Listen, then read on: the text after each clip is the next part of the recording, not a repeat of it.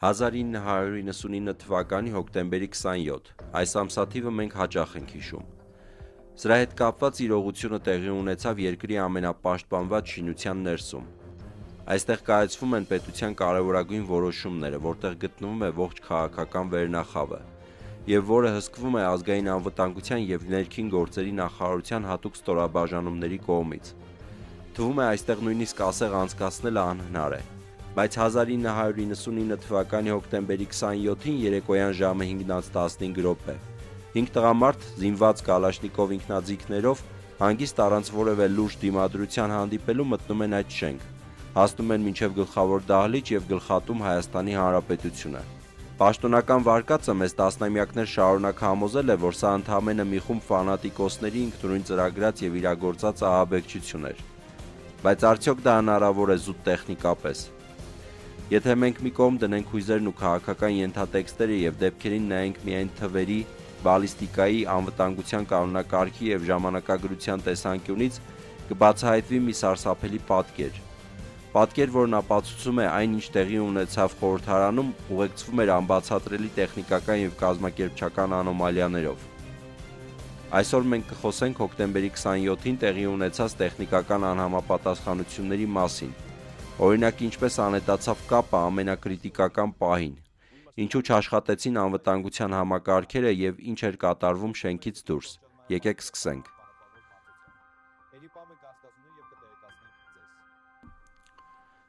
Խոսենք ամենապարզ եւ միաժամանակ բոլոր կանոնները պահելու դեպքում ամենաբարդ գործողությունից՝ ներթափանցումից։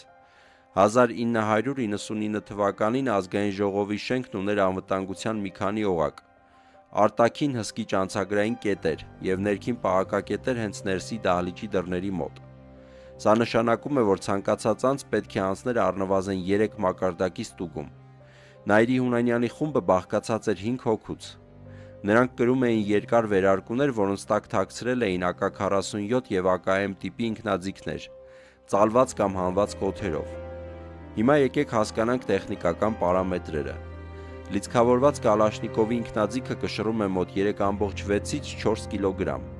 Դրա երկարությունը նույնիսկ ծալված վիճակում մոտ 64 սանտիմետր է։ Այժմ պատկերացնենք 5 տղամարդու, ովքեր իրենց վրա կրում են այդ ավտոմատները, գումարած պահեստային փամփուշտատուփերը։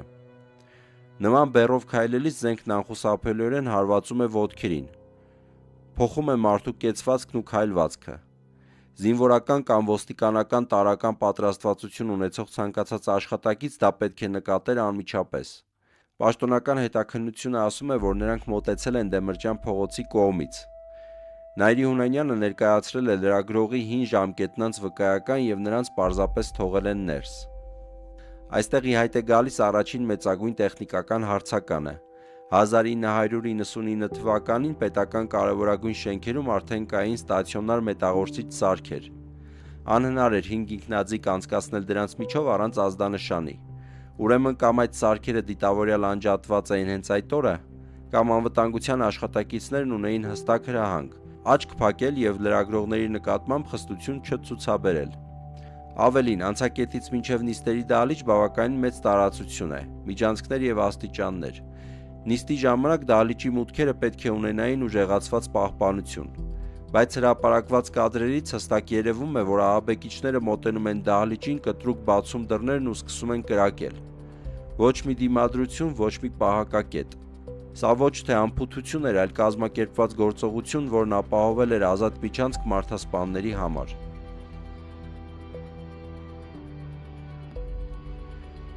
Ցանկացած արտակարգ իրավիճակում վայրկյանները կյանքեր են արժենում, իսկ փրկության միակ միջոցը արագ ահազանգն է։ Հոկտեմբերի 27-ի անբացատրելի տեխնիկական ֆենոմեններից մեկն այն է, թե ինչպես շենքը հայտնվեց բացարձակ կոմունիկացիոն վակուումի մեջ։ Հարձակումը սկսվելուց գրեթե անմիջապես հետո, երբ դահլիճում կրակոցներ էին հնչում, ազգային ժողովի արտաքին հեռախոսակապը պարալիզացվեց։ Պատգամավորները եւ աշխատակիցները, ովքեր փորձում էին զանգահարել շտապօգնություն կամ ուժային կառույցներ, հանդիպում էին խուլ լռության։ Տեխնիկապես նման բան իրագործել հսկայական շենքում հնարավոր է միայն երկու ճանապարհով։ Առաջին՝ իմանալով կապի հանգույցների եւ մալուխների ստույգ տեղը նկուղներում եւ ֆիզիկապես վնասել դրանք։ Երկրորդ՝ Անջատել կապը կենտրոնացված կետից, գերատեսչական հեռախոսակայանի ATS-ի մակարդակով։ Հարց է առաջանում, կարող է արդյոք նախկին լրագրողն ու իր խումբը ունենալ նման նեղ մասնագիտական գիտելիքներ, թե շենքում կամ նրանից դուրս կային անտեսանելի աջակիցներ, ովքեր վերահսկում էին շենքի ենթակառուցվածքները։ Եվս մեկ ցնցող փաստ։ Այդ պահին նիստը հեռարձակվում էր ռադիոյով և ձայնագրվում էր երեկոյան հեռուստաեթերի համար։ Երբ սկսվեցին առաջին կրակոցները, ռադիոեթերը գրեթե վայրկենապես ընդհատվեց։ Ուշադրություն դարձրեք հետևյալ փաստին. դահլիճի խոսափողները շարունակում էին աշխատել, իսկ ահաբեկիչները չէին գնացել օպերատորական խցիկ։ Նշանակում է ազդանշանի ընդհատումը պահանջել է մարդկային միջամտություն։ Ինչ-որ մեկը լսելով կրակոցները առաջին իսկ վայրկյաններին որոշում է կայացրել ձեռքով անջատել եթերը, երբ դեռ ոչ ոք չէր հասկանում, թե իրականում ինչ է կատարվում։ Ինչ վերաբերում է ներքին տեսահսկման տեսախցիկներին, որոնք պետք է ֆիքսեին խմբի շարժը միջանցքներով, այդ տվյալները այդպես էլ չեն հրապարակվել և չեն դարձել հանրային քննարկման առարկա։ Սրանք տեխնիկական այն հարցերն են, որոնք շարունակում են մնալ գործի ամենամութ անկյունում։ Հիմա անցնենք ժամանակագրությանը։ Հանցագործությունների բացահայտման գործում ճշգրիտ ժամանակացույցը ամեն ինչ է, և այստեղ պաշտոնական վարկածն ու իրականությունը բախվում են իրար։ Ըստ քրեական գործի զինված խումբը դահլիճ է մտել ժամը 17:15-ին, սակայն կան բազմաթիվ ականատեսների, Դեմրճյան փողոցի անցորդների և խորհրդարանի այլ մասնաշենքերում գտնվողների վկայություններ, որոնք պնդում են, որ կրակոցների կամ պայթյունների նմանվող ձայներ են լսել շատ ավելի վաղ, 17:00-ի սահմաններում։ 15 րոպե տարբերությունը նման օպերացիաներում վիթխարի ժամանակ է։ Ինչ էր կատարվում այդ 15 րոպեների ընթացքում։ Արդյոք եղել է նախնական բախում, որը դուրս է մնացել պաշտոնական արձանագրություններից։ Այս ամենի ֆոնին չափազանց կարևոր է հասկանալ, թե ինչ էր կատարվում Երևանում այդ օրը։ 1999 թվականի հոկտեմբերի 27-ին Հայաստանում էր գտնվում ԱՄՆ պետքարտուղարի տեղակալ Ստրուփ Թելբոթի գլխավորած բարձրաստիճան պատվիրակությունը։ Տեխնիկապես սա նշանակում է, որ քաղաքում աշխատում էին ամերիկյան անվտանգության առաջապահ խմբերը։ Նրանք մոնիթորինգ են անում ռադիոեթերը, վերահսկում են երթևեկությունն ու ապահովում տեղեկատվության արագ փոխանակում։ Մինչ Հայաստանի ներսում հեռուստաընկերություններն ու ռադիոն լռում էին, իսկ պետական ապարատը գտնվում էր շոկի մեջ, ԱՄՆ պետդեպարտամենտը արդեն իսկ ստանում էր օպերատիվ տեղեկատվություն դեսպանատնից։ Հարձակումը տեղի ունեցավ Թելբոթի Հայաստանի Հանրապետության ղեկավարության հետ հանդիպումներն ավարտելուց անմիջապես հետո։ Արդյոք սա զուտ ողբերգական զուգադիպություն էր, թե ահաբեկիչները հաշվարկել էին, որ նման բարձր մակարդակի այցի ընթացքում ուշադրությունը կլինի շեղված, իսկ անվտանգության ուժերը կենտրոնացած կլինեն այդ ուղղությամբ։ Կրակոցներից հետո սկսվեց պաշարումը, որը տևեց մոտ 18 ժամ։ Այդ ընթացքում շենքի ներսում գտնվում էին ահաբեկիչները, տասնյակ պատաններ և զոհվածների մարմինները։ Սա ամենացավոտ տեխնիկական կետերից մեկն է։ Քրեագիտության մեջ ոսկե կանոն կա. հանցագործության վայրը պետք է անմիջապես պահպանվի անձեռմխելի։ Որպեսզի փորձագետները կարողանան արձանագրել պարկուճների դասավորությունը, արյան հետքերը, գնդակների հետագծերը։ Բայց հոկտեմբերի 27-ի դեպքում քրեագետներն ու բալիստիկայի փորձագետները լիարժեք մուտք ստացան դեպքի վայր միայն հաջորդ առավոտյան, ահաբեկիչների հանձնվելուց հետո։ 18 ժամ դահլիճում գտնվում էին մարդիկ, ովքեր կարող էին տեղաշարժել առարկաներ, վերցնել կամ ավելացնել պարկուճներ, ոչնչացնել հնարավոր երրորդ անձանց ներկայության կամ այլ զենքի կիրառման ապացույցներ։ Սպանված գործիչները, մասնավորապես Վազգեն Սարգսյանն ու Կարեն Դեմրճյանը, ստացել էին ծանր մահացու վնասվածքներ։ Վազգեն Սարգսյանին թիրախավորել էին մոտ տարածությունից,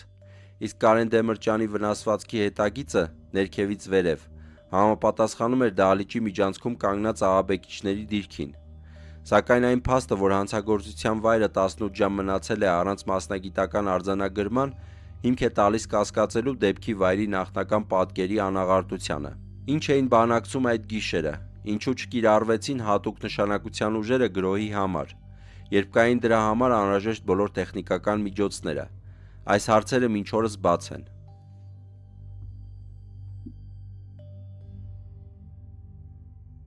2019 թվականին Հայաստանի գլխավոր դատախազությունը վերսկսեց հոկտեմբերի 27-ի գործով անջատված մասի նախաքննությունը, որը վերաբերում էր հնարավոր կազմակերպիչներին և օժանդակողներին։ Այսօր հետաքննության գլխավոր թիրախն են հենց այն տեխնիկական եւ կազմակերպչական խորխորատները, որոնց մասին մենք խոսեցինք այսօր։ Ովքեր էին այն մարդիկ, որոնք անջատեցին կապը, ում հրամանով պահակակետերը լքվեցին։ Կան արդյոք չմոնտաժված ամբողջական տեսաձայնագրություններ, որոնք թաքցվել են հանրությունից։ Հոկտեմբերի 27-ը զուտ ողբերգություն չէր։ Դա պետական ապարատի անվտանգության եւ տեխնիկական համակարգերի տոտալ եւ խիստ համակարգված փլուզում էր։ Համակարգվածություն, որն անհնար էր վերագրել զուտ 5 անփորձ ֆանատիկոսների։ Պատմությունը դեռ չի դրել իր վերջակետը այս հարցում։ Իսկ դուք ինչ եք կարծում։ Կարող էին արդյոք ահաբեկիչներն ինքնուրույն անցնել բոլոր անվտանգության համակարգերի միջով, թե նրանց դիմաց նպատակային բացել էին բոլոր դռները։ Կիսվեք ձեր կարծիքով մեկնաբանություններում, սա իսկապես կարևոր է։ Մենք շարունակում ենք ուսումնասիրել պատմության ամենաբարդ եւ մութ էջերը հիմնվելով միայն փաստերի վրա։ Բաժանորդագրվեք ալիքին, որպեսզի բաց չթողնեք հաջորդ հետաքննությունները։